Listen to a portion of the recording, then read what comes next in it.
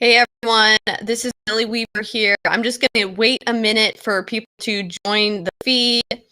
I'm going to be giving you guys an update here very shortly. So let's just wait a minute here while people are all joining on the live stream. And then I'm going to get started. And really, what's happening right now in the election is just insanity. It's insanity. But it was pre-planned insanity. And, I kind of was reporting on a lot of this, and even more so when I did the Kentucky election coverage, really spelled out how the plan was to steal and rig the election. So that's what we're seeing now, a stolen and rigged election.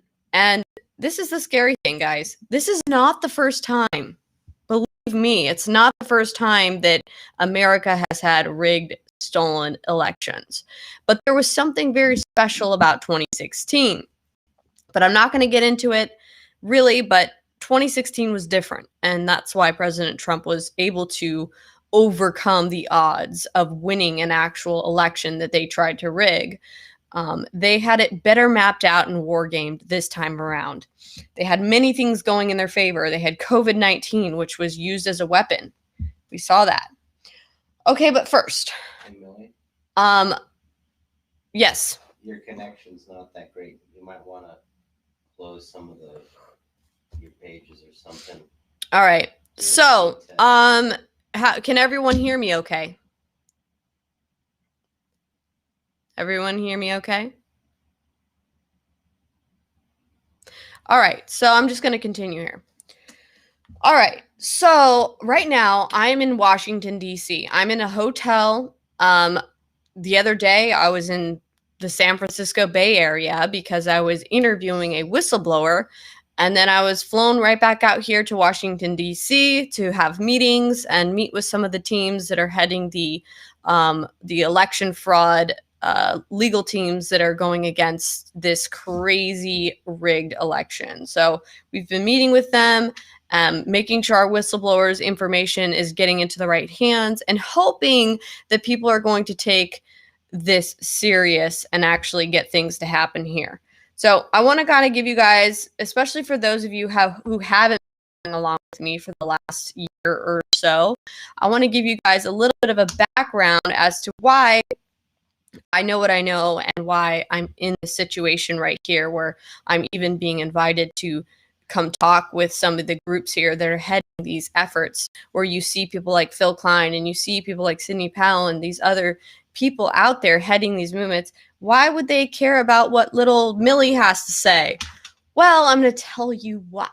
Okay, so I've been making these videos for over a year now, talking about the plan that the Democrats and really the establishment has had to throw Trump out of office, to get rid of him. During the Kentucky 2019 election, a whistleblower leaked documents to me that were showing and indicating election fraud in the Kentucky 2019 gubernatorial race, where you had Andy Beshear and you had Bevin running. Bevin was already the governor, and Beshear was the Democrat the Democrat candidate that was coming in to try to steal his seat. And so this is what happened. A whistleblower leaked to me a bunch of documents. We had audit logs, we had voting election machine logs, passwords, we had like tons of receipts, how they write everything out, how they do the vote switching. We had a lot of information pertaining to Seidel, which everyone now talks a lot about Seidel, but we were talking about Seidel in 2019. Instead of Dominion, we had the voting company Hart Intercivic. But if you actually know, it's the same exact machines. They just have different brand names on them. It's like the difference between like some general type, like general wheat O's versus like name brand Cheerios. I mean, it's the same exact thing. It just has a different name on it. And those voting machines, like the Dominion ones, the Hart Intercivic ones, and whatnot, those go up and get fed up into the Seidel software systems. And Seidel is based out of Spain, which we had talked about. Why on earth are our votes being counted on these servers in Spain, in a foreign country? Isn't that foreign interference? I mean, we heard a lot about foreign interference and the Democrats saying that Trump, that there was Russian meddling and that's why Trump won, because of foreign interference. And all they could do, they spent $40 million and all they could come up with some Russian bot conspiracy theory, which anyone in the know, in the intelligence community, knows that you can just use misattribution and you could make it look like bots are coming from any which direction. So it could be somebody sitting in Virginia in some teched out CIA headquarters or something, making bots that look like it's coming from Russia. And then, oh, look, see, we have Russian interference. I mean, it's that simple, guys. I mean, this technology is clearly out there. And we'll talk a little bit more about misattribution and those technologies and what role they play in election interference, because there's a way that people can enter into these election voting machines, make changes, and if you try to route it back, there's going to be misattribution. It's going to be hard to find who was doing it. Okay, so back to Kentucky. After this whistleblower leaked these documents to me, I had sent them to Tori. Many of you guys know Tori.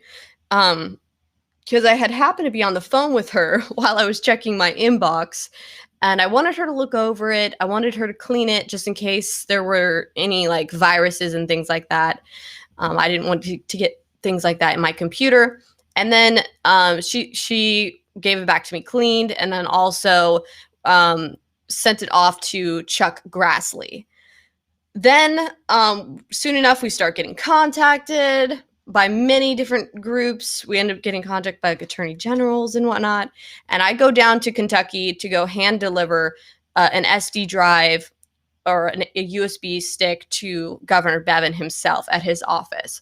So I went down there and I did that. And I also met up with a group called ASOG.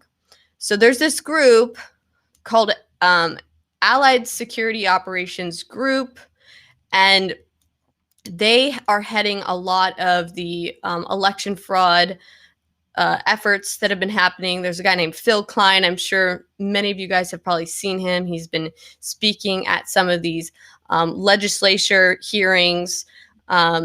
And then there's also another guy there called Russ Ramsfield, who, he does a lot of the investigation there as well. But yeah, we met with them and we essentially went over the information. They already had seemed to have gotten it, which means they probably got it from Grassley or something, but I'm just assuming because they didn't have certain pieces of the puzzle and they wanted me to try to give them access to trace it back to who my whistleblower was, but I wasn't going to do that because sources and methods are protected. So there was that. And that's why back in 2019, I was telling you guys and reporting to you guys about this whistleblower, about the documents that were leaked, and about what it indicated and what it showed. And I actually did a video on my YouTube channel that was called Will They Steal the 2020 Election? And that really goes into depth what had happened there. And it shows how you saw these vote flip switches happen, just as we saw the vote switches happen in the Kentucky election, where you have literally votes being taken away from the Republican and given to the Democrat. The same thing we now witnessed here, where votes were taken away from Trump and given to Joe Biden. So now let's fast forward to 2020. Okay. Obviously, during 2020, we have been doing this investigative research project, right? Where we had our source going into these left-wing affinity groups like the Sunrise Movement, Shut Down DC, and others, essentially gathering information, watching their Zoom chats, reading their message boards and being invited to their internal communications and whatnot, so that we could really learn what these groups were up to. And what we found was stunning. It was stunning. It was far beyond what we had anticipated. I mean, we anticipated a little bit of criminality. We anticipated some communist talk, which we did find a lot of, okay? But the stunning thing here was to see the interconnectivity between these left-wing organizations that appear to be separate. So when you look at these BLM and Shut Down DC and Extinction Rebellion and Sunrise Movement and all these other leftist groups, everyone just kind of thinks of them as separate, and that they all just happen to show up at these protests because, you know, hey, we read the flyer or something. No, it is entirely coordinated, beyond organized. The amount of pre-planning and everything they do, like almost OCD product. I mean, it was insane. They plan out everything. Even when you see like those people with the umbrellas they're being assigned to hold the umbrellas to block the police's visual, people with the laser pointers to blind the police officers, people with bicycles to block roadways and block police or block off vehicles. The people that are assigned to be high risk, meaning people that would get arrested, people that would engage in violence with the police or violence in general, those would be assigned. They would have the low risk people would be assigned as well, so that they could have all the appearance of peaceful protesters, so that then the media can say, oh, they're just peaceful protesters. Look at all these peaceful people out there sitting around singing kumbaya and playing a banjo, you know? And it's all intentional. It's all to create media spin. And even they work closely with left-wing media outlets to organize all of this.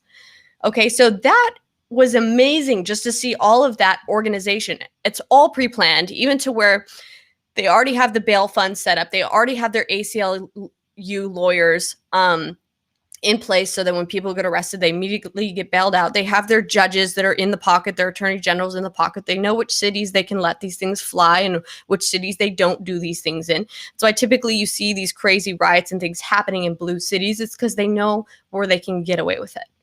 Okay, and it's not going to fly in some like ultra Republican cities, and they don't try it there. Okay, they know what they can get away with. Very organized, very planned. Now, one of the things also that was very shocking was to see that it's not just these crazy, you know, basement dweller people that are engaging in this, that this is actually high up people that are organizing with these groups and that are helping these groups to plan out their actions. So on sunriseexposed.com, if you guys haven't seen that yet, please go to that website. Let me see if I can get bear with me here. I am in a hotel, so I'm going to see if I can, I don't have my typical switcher here, but I'm going to see if I can show you the screenshot here. Let me see. Share screen. Okay. Let's see. Is it gonna work? Share. Let's see. All right. So let's see. Let's see if I can show you guys sunriseexposed.com, because that is key to understanding all of this. Because this is not just a stolen election, as many of you guys may think. It is definitely not just a stolen election. This is a coup. This is a planned insurrection. And you have people inside bureaucratic positions of government working and coordinating with the left-wing radical groups that can engage in violence. So it doesn't look like it's showing it, unfortunately. Yeah. So, but anyway, you guys can go to sunriseexposed.com and you guys can see that for yourself there. We've got tons of evidence. So one of the important videos is where we have the SESs, these senior executive services people who work in government positions, high in power, and bureaucrats, government officials, people that work at DHS, HQ, for CISA, people that work in the FDA, the Department of Energy, the Department of Labor, and people in position of power here plotting with these radical left-wing groups to run a coup action. And the stunning thing here was that all of it was pre-planned around the concept or idea that Trump was going to run a coup and that Trump was going to contest the election results and that they needed to be prepared to enforce that edict upon people. They did not want him contesting. They wanted to ensure that they could bully the Trump donors, the Trump lawyers, all of that, and target their business locations. And the bureaucrats were ready to stop all government responses, to slow things down, to hand over the keys to Biden's people. So this is key, okay? They were plotting essentially a subversion. Government officials. Isn't that insane? And why aren't these people in prison? Why aren't they in jail? Why haven't they been arrested? It's insane right now when you have business owners just trying to stay afloat, opening their doors, they're getting arrested immediately. We've had this video up now on the internet. I've handed it off to DHS. I've handed it off to the DC police and other enforcement agencies. I've handed it to them. This has been sent to the FBI. No arrests have been made. None. This is unequal protection of the law. This is that there are certain people that the law just doesn't apply to. And then there are hardworking, good Americans like business owners that want to keep their doors open. The second they do, the iron hand comes smashing down on them. It's unbelievable what's happening right now. Unbelievable. And it rings true to even the highest positions where you see Trump having had a witch hunt against him. You see $30 million that was put into the Russia collusion investigation, yet where's money going into the mountains and mountains of evidence of election meddling, election fraud, election interference that we've been seeing? Where's the money going in? Where is that money? You know, it's all just American people funding it. People have been funding it through directly donating to President Trump. And it's just insane, the double standards here. And the Democrats just want us all to go along with it. And it's not just Democrats. I mean, mostly all of the Democrats. But we also have some rhinos that are going along with it. Many of them have blackmail on them. They're corrupt. They've got dirt on them. We talked about that in Shadowgate. We talked about that with our whistleblower, Tory, who used to work for John Brennan, and how John Brennan has his NSA overcollection little secret upload stream that he has to his servers where they collect blackmail on everyone, on politicians. So if there's Republican politicians, Democrat politicians, it doesn't matter. They collect that blackmail and they make sure and ensure that people don't step out of line, which is kind of curious when that one judge, you know, he made that ruling in Georgia to preserve the election machines, you know, and then within like the same day, he overturned his own decision. He's like, oh, never mind. Oh. So it makes you wonder what they might have had on him, you know. The state things pretty corrupt. There's a lot of corruption right now. So let's talk about what should the plan be going forward, and what do I see happening? Okay, right now, as of now, Sidney Powell's lawsuits and cases that she's been bringing, she brought a case in Georgia and in Michigan. Today, both of those cases were dismissed and struck down. Both of those cases were lost, which I'm not surprised at, because when our AFL-CIO whistleblowers leaked documents to us of a PowerPoint where everything was pre-planned, showing how they had pre-planned and thought out the entire process the Democrats had for how to steal the election and what to do. They pre-planned out even the responses that Trump and his team would have. Okay, these are very intelligent people, and not only that, they're using predictive modeling software that is used to overthrow foreign countries.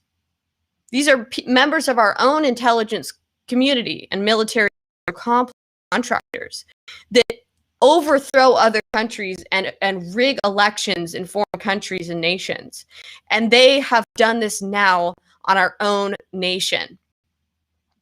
that's what we're dealing with right now. So these people are very smart. They've pre-planned using their algorithms what Trump's team is going to do and what the best options for them are to do. And so we're just watching it all play out. It's insane.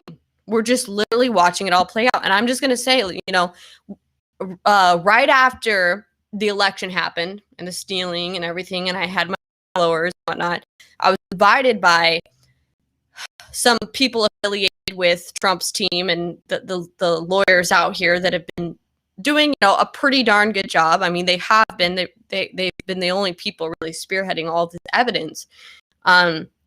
We were invited out to DC. We came out to DC. We were here in DC for weeks, 2 to 3 weeks. It was insane how long we were here, but it was very frustrating because it seemed like there were a lot of barriers. There were even gatekeepers.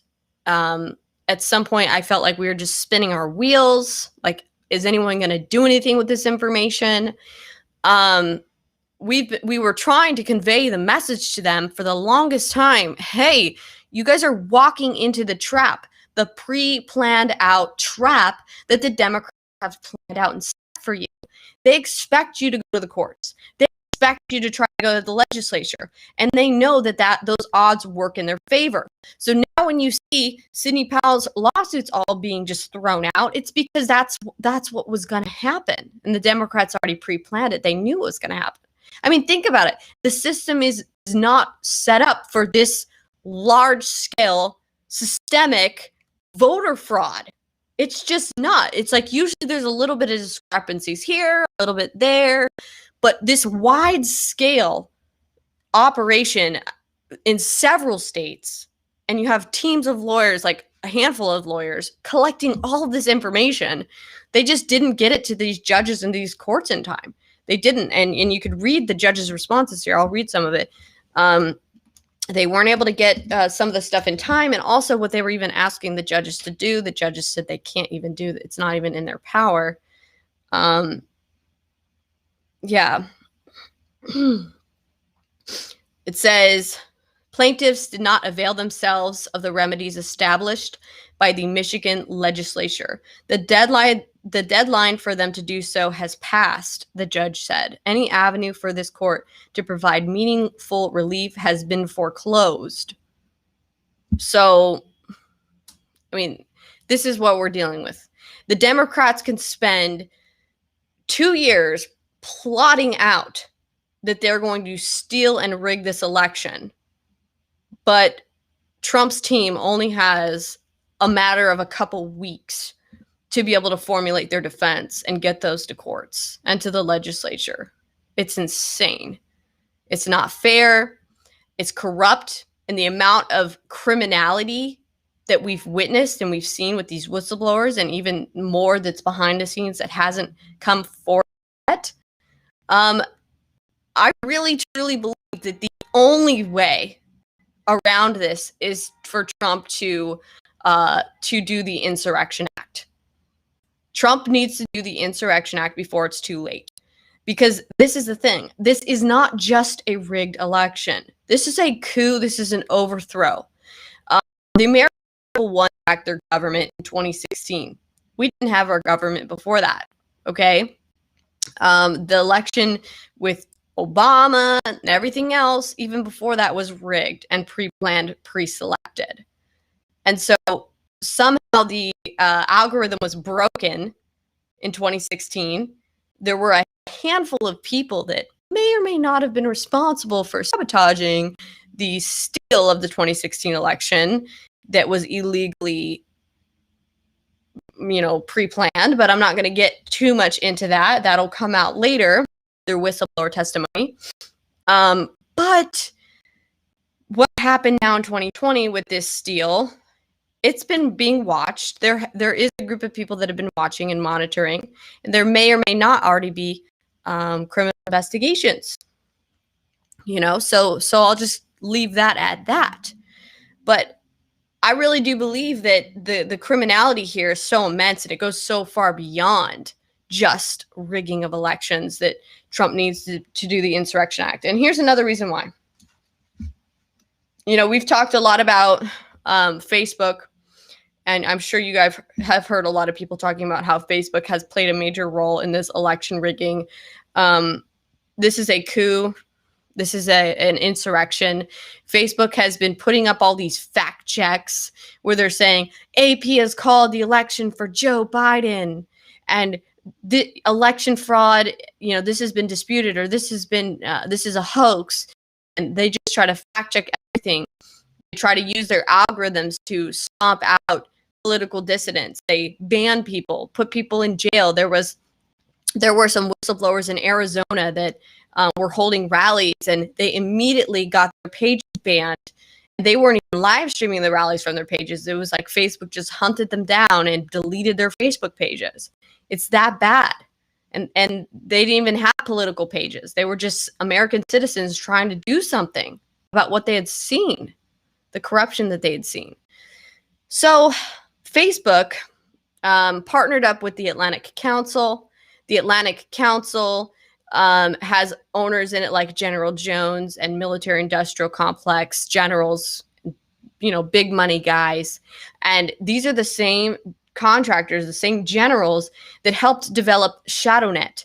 Now, we talked about this a lot in Shadowgate. If you guys haven't seen Shadowgate, please watch it. It's very important that you watch that movie. It's going to spell out a lot of what we've been seeing here, because this is the power contract. This is the swamp, the deep state that has been in power for a very long time in our own government, that is now taking it back from the American people. It is a coup. It is an insurrection. It is an overthrow of power. They are taking it back. The American people should have never been allowed to have had their vote heard. These people believe that the American people are too stupid to be allowed to select their own presidents. These are the military industrial complex generals and the intelligence community that wants for you. Okay? So watch Shadowgate. It spells it all out. Watch Shadowgate 2. Now, some of you guys, I guess Shadowgate 2 didn't get quite as much media exposure as Shadowgate 1 did, but Shadowgate 2 is very important as well, because in Shadowgate 2, which is up on my website, millennialmillie.com, it's all free to watch, by the way. I'm not selling any of this information. It's out there free for the public. The reason I'm putting it on my website is because YouTube, all that, has been banning the Shadowgate films. When Shadowgate was originally posted, Tori posted it on her YouTube channel because I was arrested and thrown in jail. So that got banned off of YouTube after it had reached over 3 million views in a matter of hours. And it got banned off of subsequently like every other social media channel, including it's been banned off of Parler. It's even been, as many of you know, it was banned off of banned.video, which is ironic. So that's the reason I'm putting it up on my own website, is because it's just there for you, and it's not going to be banned from my own website, unless my own website gets banned, which who knows if it gets to that point. So Shadowgate 2 really spells out the role that the fake news industrial complex plays in all this. And it really spelled out how many of the people working at Fox News are intelligence assets, working at CNN, intelligence assets. Many of these journalists, you think they're journalists, but they're actually intelligence assets. It's insane. Since I've been actually out here in the swamp in DC, I have been invited to some parties, let's just say, and I've been around some of these people.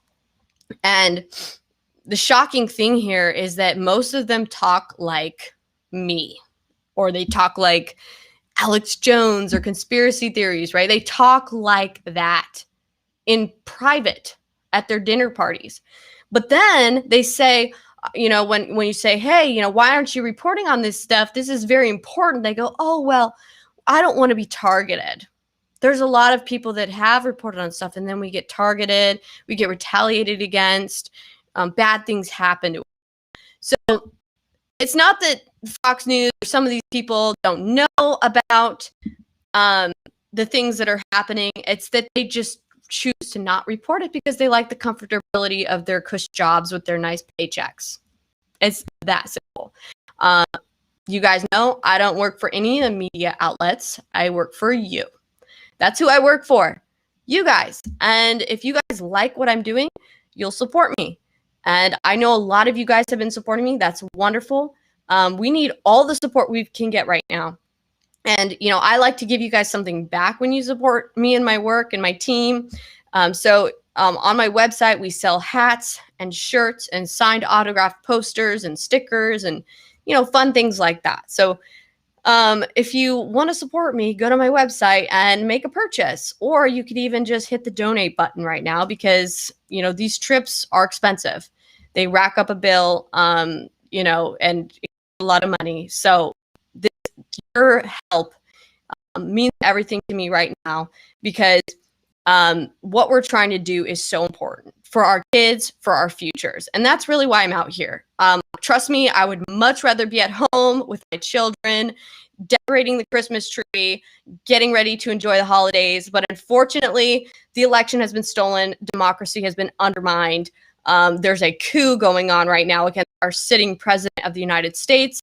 The deep state wants their control back, and they're going to do anything they can to try to get it. So the only thing we can do is we can resist it. We can expose them. We have to be able to get the narrative out there to counter the fake news mainstream media's narrative out there where they just want everyone to just roll over and accept the edict of these corrupt people that think that they are the ruling elite and that the masses need to just do what they want them to do. So we're going to resist. And I'm proud of many patriots out there that have been participating in these rallies, participating and showing up, making sure that your voice is heard, that our president is supported, because President Donald Trump has been very brave. He gave up his cush life as a billionaire to come out here and to be our president, to go against the media establishment, to go against these people who want to just control us like cattle. And he's gotten hell for it. He's been punished for it. And you think that if some people say, oh, well, there will be just Trump 2024. Don't worry, it's fine. Just try again next time. Trump 2024. There's not going to be a Trump 2024. It's not going to happen. They're not going to let it happen. His family will go the way of JFK's family. That's what's going to happen. Because that is what happens when you cross the swamp, cross the deep state. That's what happened. You guys already saw how I was retaliated against, right? And the way they thrive on power, they thrive on people being isolated, on just one lone person here, one lone person there, one lone person there. If we all stand up, I know this sounds like The Bug's Life, that movie, but if we all stand up, they really don't know what the hell to do. It terrifies them. What they want more than anything is easily controllable masses. And they beta tested that with this whole coronavirus thing, which I'm not going to get too much into because that's going to be the first thing to get me banned. But you guys all know it. You all know it. We all know that this was manipulation, that this was culling, it was programming. How well are the masses just going to go along with what we tell them to do, despite common sense? Will they let us stop their ability to make money? Will they let us destroy their source of income? Will they let us put their kids out of school? Will they let us,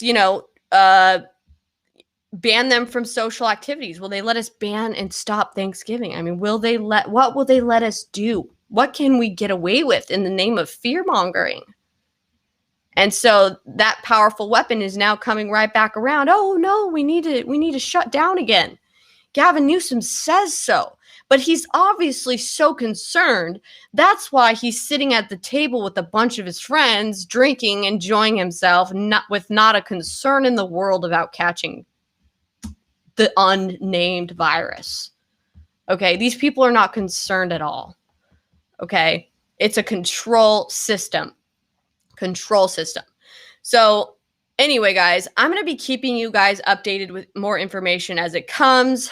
I guess one of the new things to talk about, other than the fact that these cases were dismissed, I touched on that the real thing here is the Insurrection Act.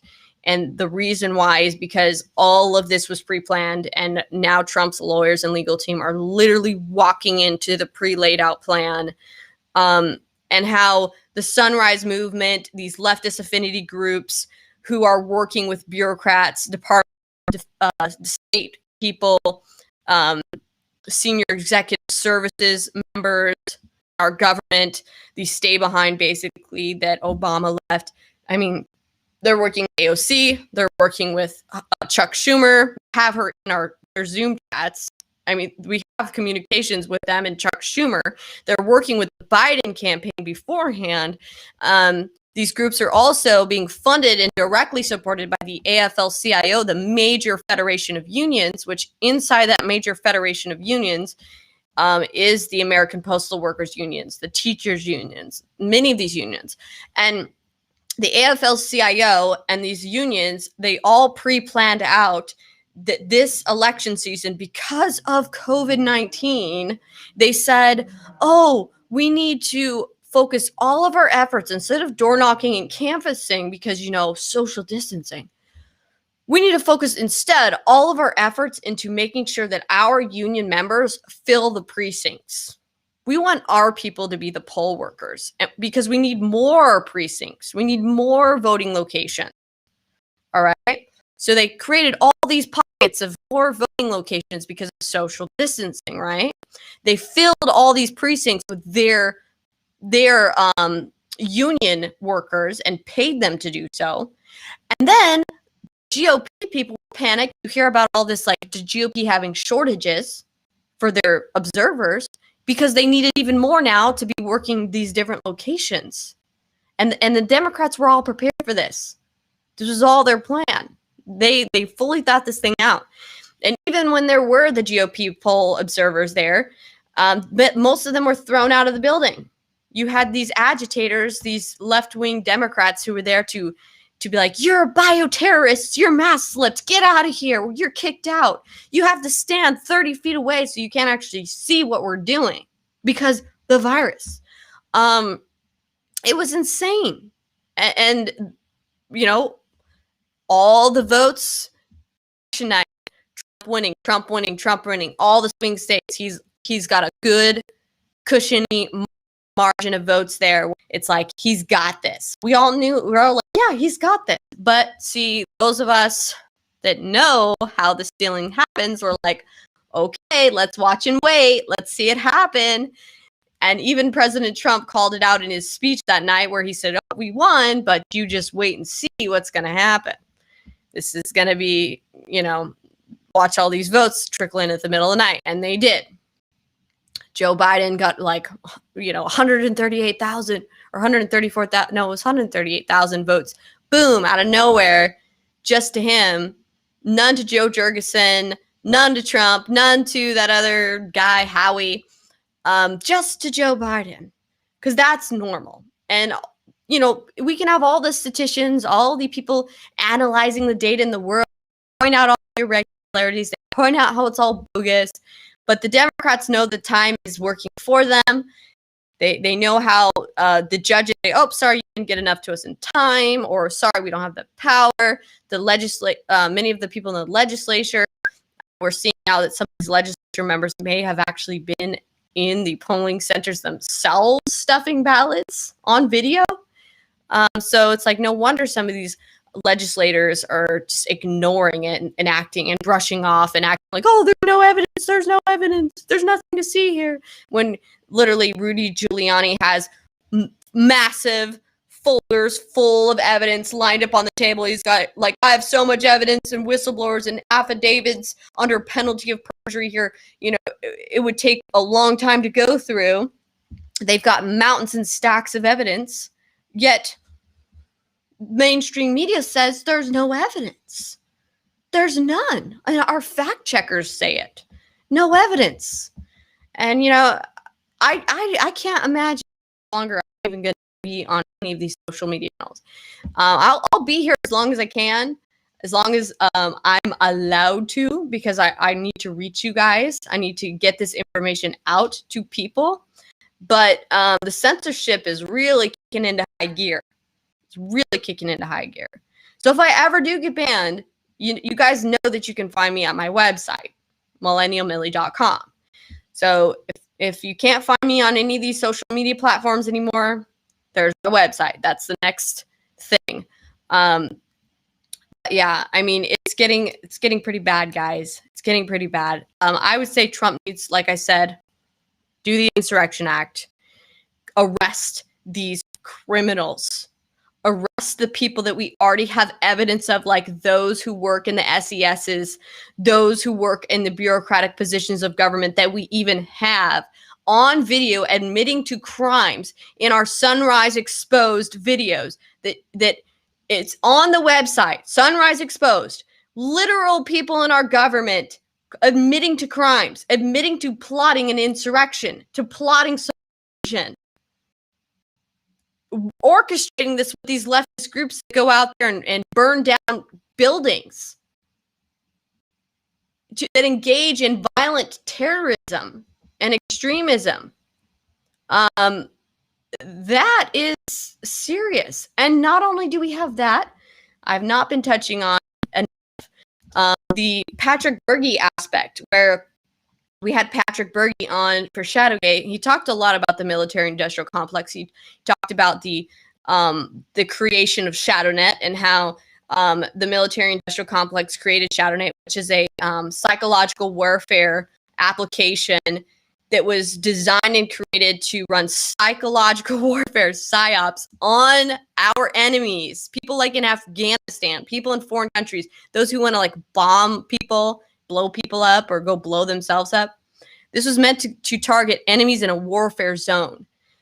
Then these corrupt people like General Jones, they decided to privatize it, making millions and millions of dollars off of it, putting it into the commercial sector, and selling it to other companies and other people and Democrats and even some people on the right wing, so that then they could deploy it on our own social media companies, on our own social media networks. This was a weapon that was being deployed on foreign social media. Now it's being deployed on American social media platforms targeting Americans. Do you remember when Facebook used to just be about family and friends? Do you remember that? When it was like you go on there and you meet up with your old high school acquaintances, or you oh, look, that was so and so from grade school.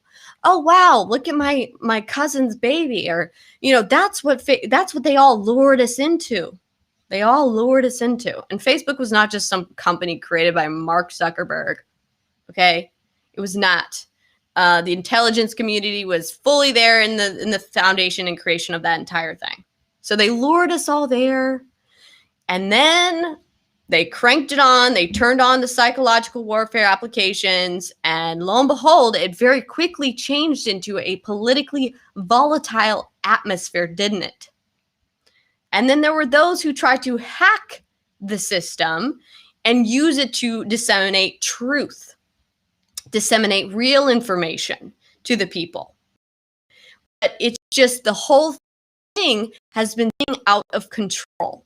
And now it's only getting to the point where they've fully they've chiseled their tools, they've fine-tuned everything and the algorithms, and now they fully know how to suppress us all. They fully know how to suppress information. They know how to censor with their algorithms. Even after the other day, I did a live stream on around election night, and it got like 25,000 viewers live just on YouTube, which was pretty amazing. And after that, AP did a hit piece on me, and their hit piece was extremely authoritarian. I mean, it read like something out of Big Brother, 1984. It was just the creepiest thing, how they're talking about, oh, we need to figure out a way to sorry, it wasn't AP, it was NPR that they hit piece on me. They said, oh, we need to figure out a way to ban live streaming capabilities for conservative people like Millie Weaver, for example, because, she's getting a lot of viewers on there, and she's able to live time disseminate fake news. That's what they said. And that we can't stop her. It circumvents our algorithms. We can't stifle her content and make sure that her own viewers don't even see it in their feeds. What are we going to do? And then they talk about punishing people like me by removing our live streaming capabilities or suspending our live streaming. And they have, like, they talk about how they have a whole bunch of researchers and investigators literally all studying me, I guess, and my live streaming, and how, you know, how this fake news phenomenon and how they're getting around the algorithms, they're getting around our censorship with live streaming. Okay, it's very creepy.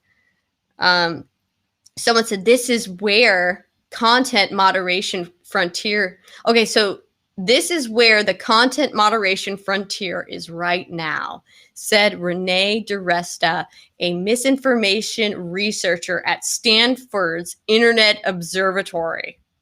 So they literally have researchers and like think tanks sitting around trying to figure out, what do we do about Millie Weaver and her live streaming capabilities, and why is she getting a big audience, and telling people, look at the election fraud that's going around on the internet. That's all I was doing, showing people the videos that you, many others, were putting up evidencing election fraud, like people videotaping trucks suspiciously outside voting centers and things being loaded off, or people videotaping people hiding ballots under tables, or, you know, just random things like that as they came on social media. And we were just analyzing. I was analyzing the information with my audience and saying, look at this, let's look at that. Well, what do you know, does this seem real? Does this seem legit? You know, it does look, and just analyzing that information. And God forbid anyone do that, right? God forbid anyone be not controlled and actually able to reach the masses.